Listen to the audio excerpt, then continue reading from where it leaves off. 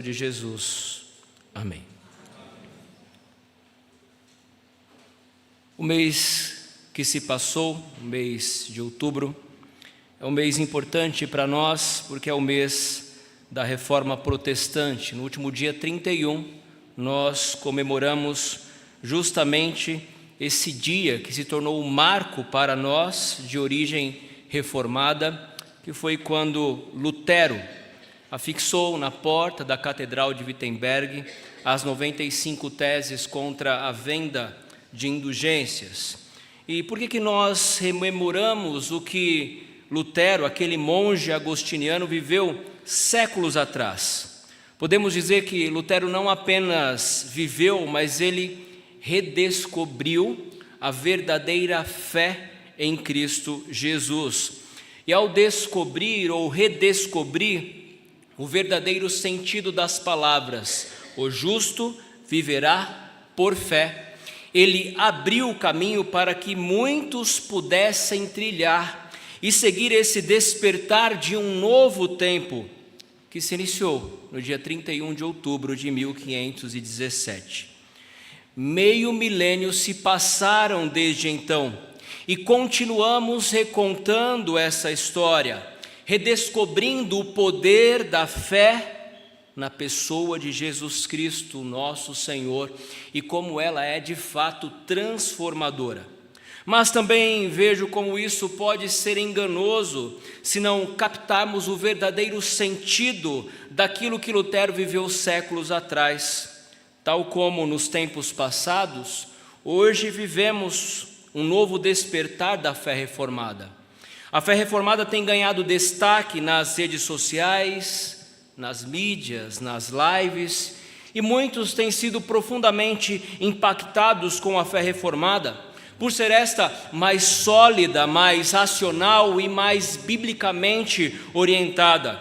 Isso tem encantado e atraído muitas pessoas. Por outro lado, nós vemos também como essa fé reformada, tida apenas como um conjunto de doutrinas a serem apreendidas intelectualmente para promover debates com outros ramos da fé cristã, ou para demonstrar até certo pedantismo com relação a outros conhecimentos de fé. Isso pode ser uma cilada para aqueles que não apenas compreendem a fé reformada, mas que fazem desta um ídolo para ostentar o seu intelectualismo teológico ou o seu conhecimento histórico. Outros tornam a própria fé reformada o objetivo, o objeto do seu culto, da sua adoração ou sua veneração, seja como for. E ao fazerem isso, eles se distanciam da verdadeira fé, que não pretexta para si orgulho, que não pretexta para si nenhuma jactância, mas a fé verdadeira nos conduz à humildade, ou simplesmente reconhecemos que somos imerecedores, mas Deus nos dá essa graça, esse dom inefável por sua livre e espontânea vontade. Eu assisti um filme e esse filme chama Você Acredita? É uma pergunta, você acredita? Esse filme me fez repensar sobre a minha fé, não no sentido de questionar a razão da minha fé ou colocar a minha fé cristã em xeque, mas no sentido do que eu tenho feito a respeito da minha fé, ou o que eu tenho feito a respeito daquilo que eu julgo crer. Esse filme começa com um pregador ambulante. Ele caminhava pelas ruas escuras à noite arrastando uma enorme cruz e dizendo: você precisa acreditar na cruz, você precisa carregar a cruz. Até que um senhor para o carro no farol, bem quando ele estava passando, carregando e anunciando ali o evangelho. O pregador então se dirige até o carro, o homem abaixa o vidro e ele pergunta assim para aquele que estava no volante: você acredita na cruz, filho? O homem respondeu: eu sou pastor, então. Ele disse: não respondeu a minha pergunta. Eu perguntei se você acredita na cruz. Ele então afirmou: sim, eu acredito. Ele disse: a cruz está manchada de sangue. Ela ama, perdoa e exige que a gente professe a esse mundo sombrio. E se você acredita, então a pergunta é: o que você vai fazer a respeito? O que você vai fazer a respeito daquilo que você acredita? A pergunta impactou profundamente aquele pastor que estava parado com o seu carro no farol, que passou a refletir seriamente sobre a sua fé e o que ele tem feito a respeito da sua fé. Acreditar, crer em Cristo Jesus como nosso Salvador deve nos conduzir à ação, porque a fé tem as suas exigências. Nós podemos simplesmente nos apropriar dessa pergunta e usá-la para a nossa própria reflexão, a reflexão a respeito da nossa fé. Temos orgulho de dizer que somos cristãos reformados, e isso é muito bom, que conhecemos a história, as doutrinas e a teologia reformada. Mas a pergunta que você deve se fazer nessa noite é: como você tem vivido diariamente a sua fé? Ou de que maneira a sua fé afeta no seu viver diário? Porque é muito fácil enchermos a boca para dizer que nós somos crentes, que eu sou um cristão reformado, que eu creio na doutrina da graça e nos 5 solas da reforma protestante, mas viver de segunda a sábado como se Deus não existisse. Ou, em alguns momentos da nossa vida, esconder, deixar a nossa fé de lado para fazer simplesmente a vontade da nossa carne e dos nossos pensamentos. Se você acredita mesmo em Cristo Jesus, se Cristo Jesus de fato transformou a sua vida, o que você tem feito a respeito da fé que um dia você professou crer? Existe um princípio da fé reformada, protestante, ligada a uma doutrina que foi redescoberta justamente nesse período e que recebeu destaque, sobretudo na teologia de Lutero, um dos reformadores. Ele diz que a reforma teve como parâmetro esse novo despertar, e aí nós estudamos os 5 solas da reforma: somente a Escritura, somente a fé, somente a graça, somente Cristo e somente a Deus a glória. Mas o princípio da reforma protestante que mais impactou a vida desse teólogo reformador Martinho Lutero foi somente a fé, ou sola fide. Essa doutrina ligada a respeito desse sola da reforma protestante pode ser conhecida como a justificação pela fé somente. Justificação pela fé somente. Nós conhecemos a história de Martinho Lutero e como ele peregrinou na sua trajetória espiritual em busca, através dos seus próprios meios, através dos seus próprios recursos, achar-se justo diante do Senhor. E foi inútil. Ele se martirizava, ele confessava-se diariamente ao padre, ao pároco, buscando assim a sua redenção. Ele se mutilava, ele se cortava, ele se castigava, ele fez peregrinações até Roma, buscando encontrar a paz que o seu tanto espírito ansiava, buscando encontrar a justificação através dos seus próprios meios, da sua própria obra, das suas próprias ações. Mas isso tudo foi inútil, isso tudo foi em vão.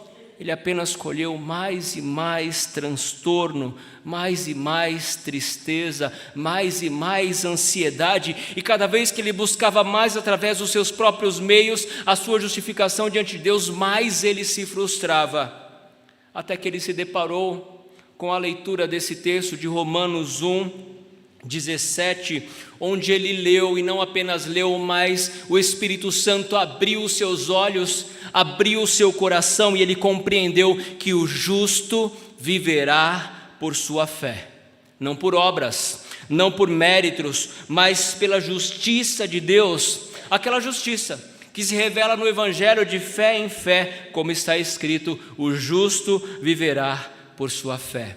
Paulo faz uma citação do texto que nós lemos em Abacuque capítulo 2, o justo viverá por fé. Mas qual será de fato o papel da fé nas nossas vidas? Como podemos definir o que é a fé? Ou qual a importância da fé no processo de salvação? Qual a importância da fé no contexto da reforma e a sua relação com a doutrina da justificação? Essas respostas ou as respostas a essas questões é o que nós veremos no sermão desta noite. Justificação pela fé somente. Eu quero, no primeiro ponto, partir do princípio da definição de fé. Se perguntarem a você o que é fé, como você vai responder? Como você pode definir o que é a fé? E aí nós pedimos ajuda para o autor da carta aos Hebreus, lá no capítulo 11, versículo 1, onde ele diz: ora, a fé é a certeza das coisas que se esperam, é a convicção de fatos que se não veem. Percebam, a definição de fé é colocada na carta pelo escritor aos Hebreus, e segundo ele, a fé não consiste em mero sentimento ou em mera introspecção intelectual ou fatos históricos presentes ou futuros, não. A fé, segundo o autor aos Hebreus, é definido por dois substantivos. Fé para ele é certeza e convicção. Certeza e convicção. Certeza de coisas que se esperam. Aqui está se referindo a promessas futuras, como por exemplo, a volta de Cristo Jesus. E a palavra certeza aqui no grego, meus irmãos, faz referência a algo que tem fundamento sólido, algo que é firme, algo que não se abala. Significa algo substancial, real, seguro, digno, portanto, de aceitação e confiança. Definindo essa palavra, upóstasis significa ato de colocar ou de estabelecer, algo colocado sob base, fundação, aquilo que tem fundamento, aquilo que é firme. Ele não titubeia, ele diz que fé é certeza, mas também fé é convicção, e a convicção por sua vez representa algo que pode ser provado através de uma verificação, por isso digno de toda confiança e de toda aceitação, ainda que sejam fatos que se não veem, como a morte que nós não presenciamos de Cristo, a ressurreição que nós também não vimos e a promessa de que Ele voltará para resgatar a sua igreja. Nós temos fé, certeza, convicção de que Cristo morreu e ressuscitou e que Ele cumprirá a promessa de que voltará para resgatar a sua igreja. Deste modo, a fé cristã não é mero sentimento ou introspecção, mas uma confiança sólida no firme fundamento da obra de Jesus Cristo, o nosso Senhor. Mas a pergunta que precisamos fazer é: qual é o papel da fé na sua vida? Qual é o papel da fé na vida daquele que julga ou que diz crer em Cristo como o seu Salvador? E aqui vamos para o segundo ponto do sermão, que a fé é o meio da apropriação da justiça de Cristo. Fé, visto que a justiça de Deus se revela no Evangelho de fé em fé, como está escrito: o justo viverá por fé. Qual é então o papel da fé no processo de salvação? E qual é a relação dessa fé com a justificação de Deus e com a justiça que Deus impõe, imputa a nós? Primeiro, nós precisamos estabelecer e partir de um princípio basilar de que as nossas obras não contribuem em nada no processo de salvação. A justificação do homem diante de Deus depende unicamente dos méritos de Cristo Jesus, apenas dos méritos de Cristo Jesus. Por isso, meus irmãos, nós não podemos nos esquecer que a salvação é fruto da graça benevolente de Deus, não de méritos, não é conquistado por nós, não é fruto do nosso esforço, da nossa obra, não é pelo fato de nós acharmos a respeito de nós mesmos que nós somos bonzinhos e por isso dignos do céu que Deus preparou. Não é nada disso. A fé, meus irmãos, é graça. Por isso que Paulo, quando escreve ainda na carta aos Romanos, lá no finalzinho, no capítulo 11, versículo 6, ele diz: e se é pela graça, já não é pelas obras, do contrário, a graça já não é graça. Salvação é graça. E se for qualquer outro meio, já não é graça, é fruto da sua conquista, é fruto dos seus méritos. Por isso, meus irmãos, nós cremos que a salvação, ela vem do Senhor, é para o Senhor e para a glória do Senhor, conforme nós cantamos: a Ele a glória eternamente. Amém. E Paulo é enfático ao afirmar que a justificação do crente, a nossa justificação, o fato de sermos reconhecidos como justos diante de Deus, porque não depende das nossas obras, não depende daquilo que eu faço ou como eu vivo. O fato de sermos reconhecidos como justos diante de Deus se dá pela fé somente.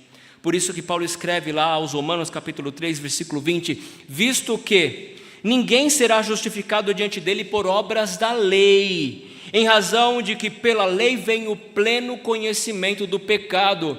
Então, quando nós nos deparamos com a lei, quando nós olhamos para os 10 mandamentos, o que você enxerga? O que você vê? Você vê que você está muito aquém de cumprir esses mandamentos do Senhor. E se você pegar esses 10 mandamentos e resumi-los em 2 mandamentos, amarás o Senhor teu Deus de todo o coração, alma, força e entendimento, e amarás o teu próximo como a ti mesmo, você vai fazer uma leitura da sua vida, dia após dia, e não precisa lembrar todos os anos que você já viveu, basta olhar para a última semana, e você vai perceber que você está muito aquém de cumprir esses 2 mandamentos, que parecem simples, mas são difíceis de colocar em prática. Quantas vezes nós deixamos de amar a Deus sobre todas as coisas? Quantas vezes nós deixamos de amar o nosso próximo como a nós mesmos, apenas nessa última semana? Por isso, meus irmãos, Paulo conclui em Romanos 3, 28, concluímos, pois, que o homem é justificado pela fé, independentemente das obras da lei. As obras da lei, a própria lei, ela apenas expõe as nossas fraquezas, ela apenas expõe o quão distante nós estamos de alcançarmos por nós mesmos a justificação diante do Senhor. Por isso que Paulo é enfático, o homem só é justificado pela fé, independentemente das obras da lei. E ele escreve também aos Gálatas, dizendo, é evidente que pela lei ninguém é justificado diante de Deus, porque o justo viverá pela fé. Ele cita mais uma vez o profeta Abacuque, o justo viverá pela fé. Dessa forma, meus irmãos, diante de provas textuais incontestáveis, nós verificamos que é impossível ao homem ser justificado por suas obras. Nada do que eu ou você façamos pode nos tornar aceitáveis ou justos diante do Senhor, a não ser que confiemos plenamente na obra que é suficiente do nosso Senhor e Salvador, Jesus Cristo. E dentro do contexto da Reforma Protestante, essa foi uma enorme descoberta, porque a Igreja Católica estava negociando o perdão. Tetzel, um monge, saiu pela Saxônia ali, saiu pela Alemanha, em nome do Papa Leão X, pregando nas ruas da cidade e promulgando e vendendo indulgências. E através dessas indulgências, ele concedia perdão, ele tirava aqueles que estavam cativos no purgatório, e a sua frase, que é conhecida como a sua principal frase, é: ao som de cada moeda que no fundo do gasofilaço retine, é uma alma que do purgatório se redime. Através de méritos ou de pagamentos financeiros, vendia-se o perdão e a remissão de pecados diante de Deus. Até que Lutero se revolta, já conhecedor da justificação pela fé, já conhecedor que a salvação é pura e simplesmente graça de Deus, ele, indignado com isso, vai lá na porta da Catedral de Wittenberg e propõe um debate, colocando ali 95 proposições contra a prática comum da Igreja Católica naquela época, que era a venda de indulgências. Mas aí nós pensamos, 500 anos se passaram, mas a Igreja Católica ainda continua promovendo a venda de indulgências. No ano 2000, o ano de jubileu da Igreja Católica, ela pronunciou-se com um manual de indulgências, com 115 páginas, apresentando algumas obras que poderiam aliviar a punição dos pecados dos pecadores no purgatório. Obras tais como ficar um dia sem fumar, ou rezar com o Papa em frente à televisão, ou ajudar os refugiados, ou orar mentalmente com os surdos, não comer carne, etc, etc, etc. Mas não é só a Igreja Católica que vende indulgências. que está mercadejando a salvação. Muitas igrejas que se intitulam evangélicas, e aqui eu faço um acréscimo, pseudo-evangélicas, fazem campanhas, vendem artigos e artefatos religiosos como amuletos, como bengalas para alcançar a salvação. Porém, isso tudo é vão para a nossa justificação diante do Senhor, porque como nós lemos nas Escrituras Sagradas, a justificação ocorre somente pela fé, e fé na pessoa, na vida e na obra de Jesus Cristo, o nosso Senhor. Por isso Paulo escreve aos Gálatas capítulo 2, versículo 16: sabendo contudo que o homem não é justificado por obras da lei, e sim mediante a fé em Cristo Jesus, também temos crido em Cristo Jesus, para que fôssemos justificados pela fé em Cristo, e não por obras da lei, pois por obras da lei ninguém será justificado. Meus irmãos, percebam ali como Paulo é enfático na carta aos Gálatas, porque os Gálatas, devido ali à influência dos judaizantes, eles estavam expondo ou ensinando ou impondo àquela igreja que somente crer em Cristo não é o suficiente para a salvação. É preciso crer, mas também você precisa seguir os rituais da lei judaica, você precisa circuncidar, você precisa guardar o sábado, você precisa preservar as festas de lua nova, você precisa observar cada festa do calendário judaico, porque se você não fizer isso, você não vai alcançar a salvação em Cristo Jesus. E Paulo vem, aquela carta, a carta de Paulo aos Gálatas é uma carta difícil, é uma carta pesada, é uma carta dura, porque ele está dizendo, não é por obras da lei, mas é somente pela fé em Cristo que vocês vão alcançar a justiça diante de Deus. Então parem de seguir esses judaizantes, parem de buscar a justificação por seus próprios méritos, por suas próprias obras, e olhem para Cristo. Olhem para o autor e consumador da nossa fé, que é Cristo Jesus. E quando nós olhamos para Cristo com fé, nós nos apropriamos dessa obra que Ele cumpriu por nós naquela cruz.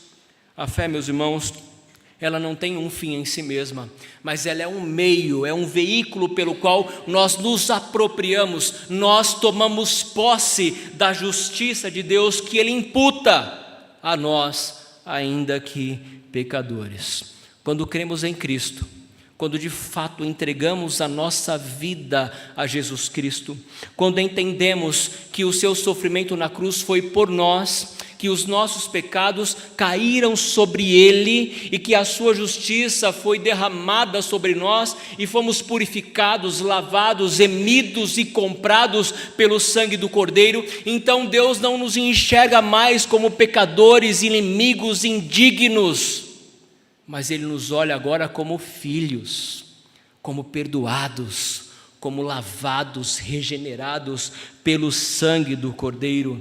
E ao depositar a nossa fé em Cristo, então nós nos apropriamos dessa justiça que vem pela fé somente.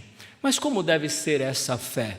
Bem, meus irmãos, a fé cristã, que é uma fé verdadeira, ela deve ser vista na sua integralidade, na sua totalidade. E quando falamos em fé integral, nós estamos dizendo a respeito daquela fé que deve atingir a nossa mente, o nosso coração e a nossa vontade.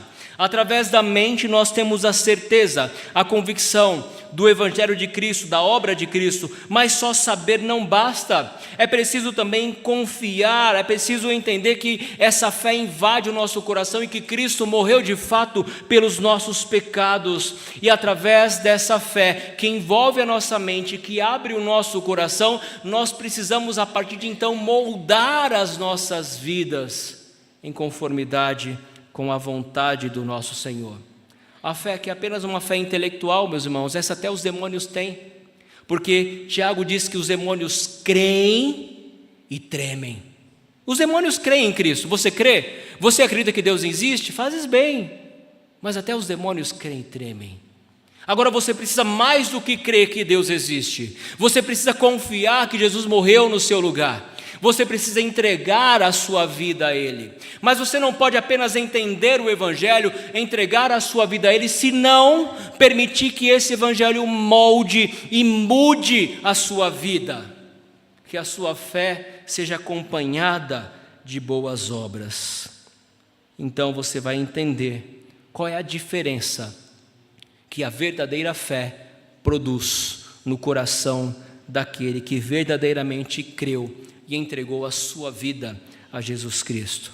Agora, uma pergunta que nos ocorre: seria a fé inerente ao homem? Se sim, ela é uma obra humana para que você possa crer em Cristo?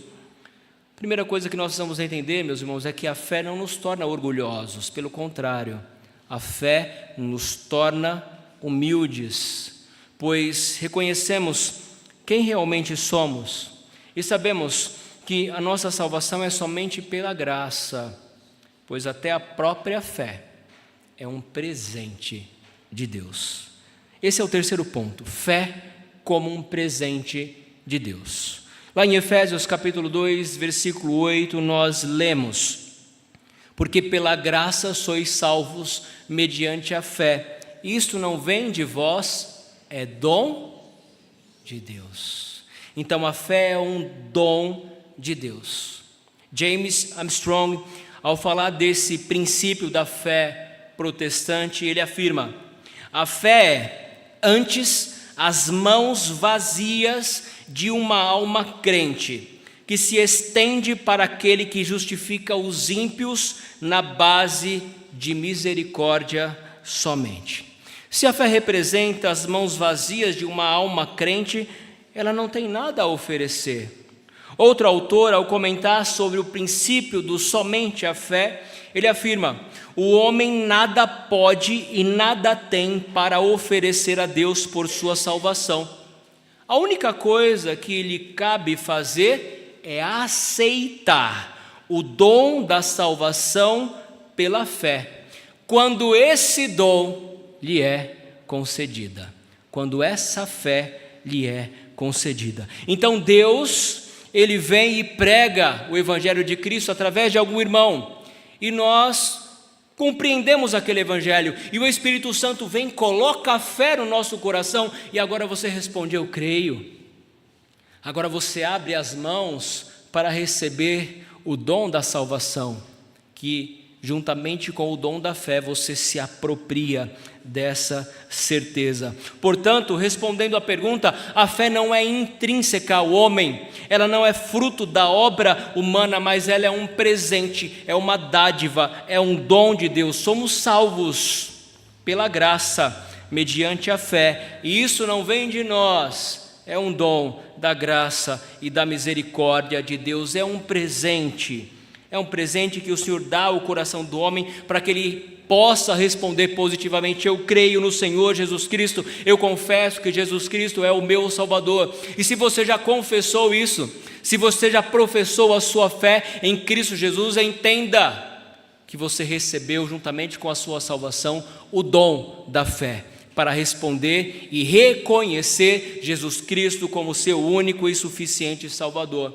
Quando nós fazemos a nossa pública profissão de fé em frente da congregação, não é simplesmente mera confirmação de palavras e proposições.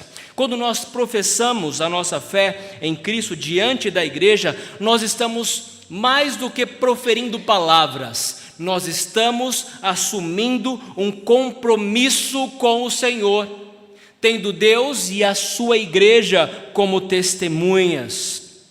Não é apenas dizer que crê em Deus, mas estar disposto a viver segundo os padrões e valores que Cristo propõe como verdade para as nossas vidas. É testemunhar a nossa fé de modo prático. É a partir de agora, a partir desse compromisso assumido ao declarar a sua fé, que você se propõe a viver como sal e luz neste mundo de trevas. Que a luz não se mistura com as trevas, mas que ela se destaca para que a glória do Senhor seja vista através da sua vida.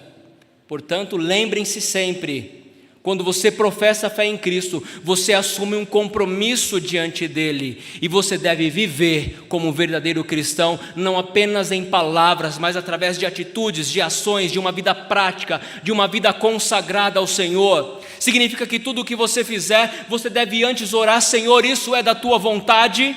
Senhor, fazendo isto ou aquilo, eu estou te agradando. Significa que quando você for escolher uma roupa, pergunte: Senhor, essa roupa é do teu querer, é do teu agrado? Eu estou me vestindo conforme a tua vontade, como devo de fato me vestir? As palavras, o modo como eu me comporto nas redes sociais, evidenciam a fé que um dia eu professei crer? Às vezes nós olhamos para as nossas vidas e vemos vidas dúbias. Vimos uma pessoa que é alegre, extrovertida nas redes sociais, blogueirinha, e posta perguntas, box, e ali vai respondendo. E quando olhamos, essa pessoa passa por nós e nem nos cumprimenta. Será que é isso a fé?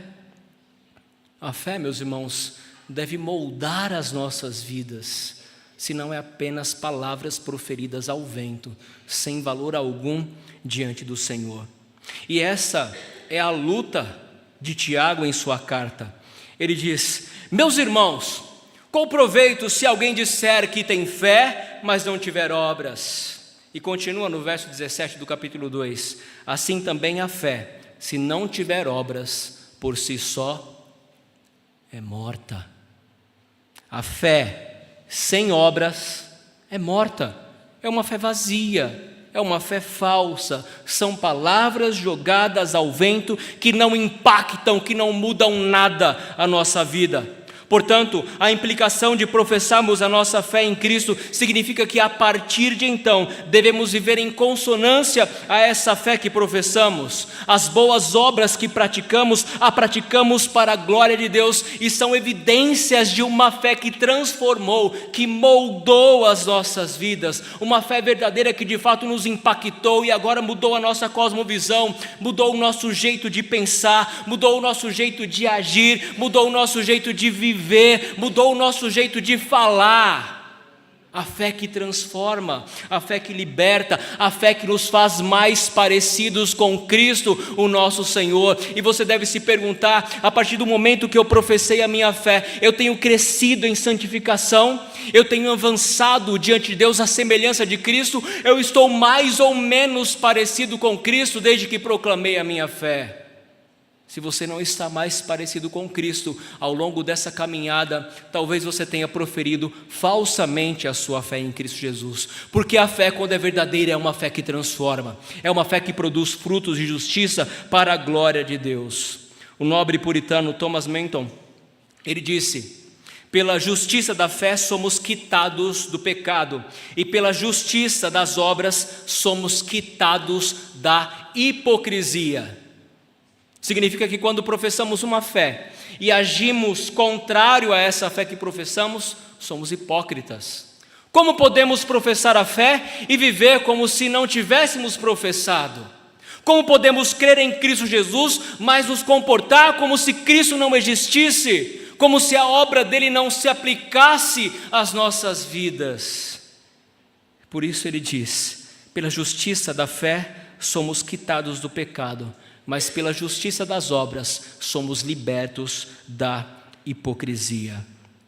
Quando olhamos para os grandes patriarcas e heróis da fé, o autor aos Hebreus vai evidenciar suas obras. Por exemplo, Abel, o justo, pela fé ofereceu mais excelente sacrifício a Deus do que Caim. Pela fé, Enoque já não era, porque Deus o tomara para si, sem que o mesmo experimentara a morte. Pela fé, Noé obedeceu a Deus e construiu uma arca para salvar a si e a sua família. Pela fé, Abraão se apropriou da promessa de Deus de que ele seria o pai de numerosa nação, e com ele Isaque, Jacó e Sara. Concebeu por fé, em avançada idade, o herdeiro da promessa do Senhor a Abraão.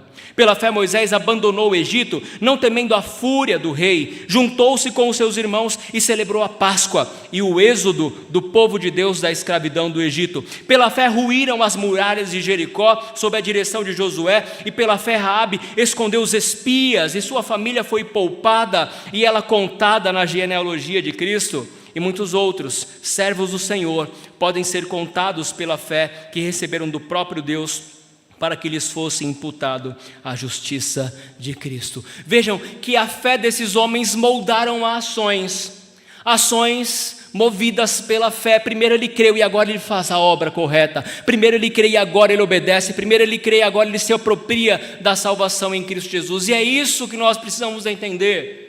se apenas defendemos doutrinas da teologia reformada, mas se essas doutrinas não mudarem as nossas vidas, é vã, é tudo em vão. Nós precisamos permitir que sejamos moldados pela fé.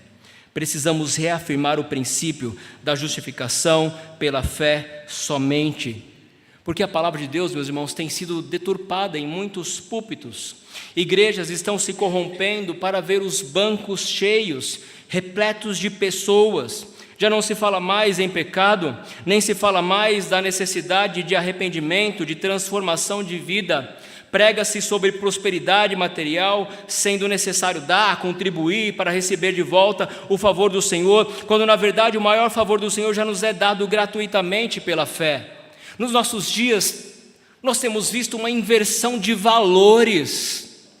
Os valores morais estão sendo corrompidos, a ponto de ter cristão que defende traficantes, que dizem que traficantes são vítimas. Meus irmãos, que mundo é esse que nós vivemos? Como estamos enxergando o que está acontecendo? A mente das pessoas está deturpada, elas não têm mais critérios morais para emitir juízos, são apenas envolvidos por ideologias políticas e as suas mentes infectadas, deturpando a justiça de Deus, que se revela de fé em fé no Evangelho, como está escrito, o justo viverá pela fé.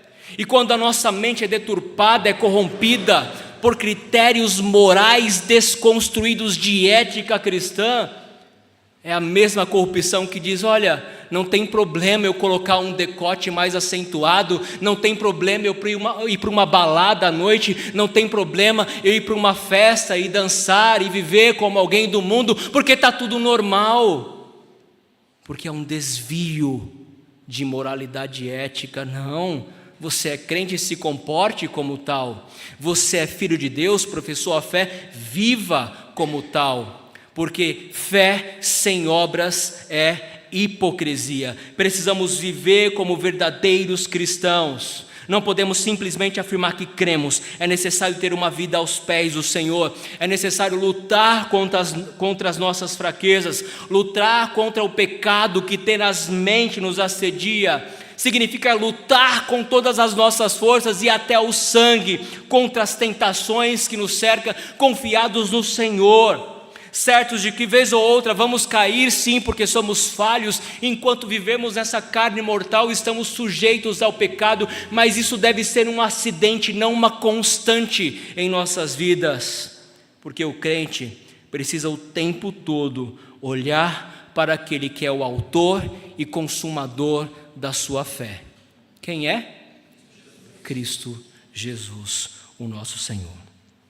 Uma vez que a fé é a certeza de coisas que se esperam, é convicção de fatos que se não veem, conscientes de que a fé não é a base da salvação, pois a base da salvação é o sacrifício vicário de Cristo. No entanto, a fé é o meio pelo qual nos apropriamos dessa graça que é a imputação da justiça de Cristo a nós, confiantes de que essa fé não é inerente ao homem, mas é um presente que Deus nos dá, um dom que Ele mesmo concede ao pecador, para que ele possa depositar toda a sua certeza, garantia e confiança nas obras e nos méritos de Cristo em seu favor, certos de que a fé integral ela deve mover a nossa mente, invadir o nosso coração e mudar as nossas vontades diante do Senhor, vivendo a partir de então para o louvor da glória do seu nome. Lembremos, a fé que professamos crer deve mudar as nossas vidas e nos tornar cada vez mais semelhantes com Cristo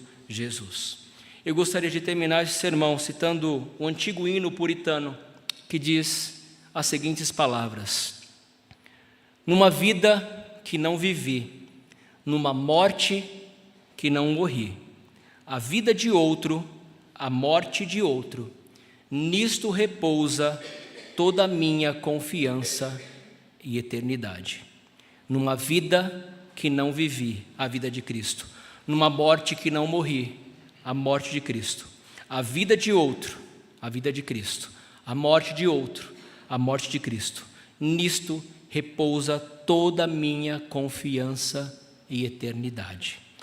sola fide, somente a fé. Você acredita nisso? E o que você vai fazer a respeito? Que Deus aplique a sua palavra em nossos corações.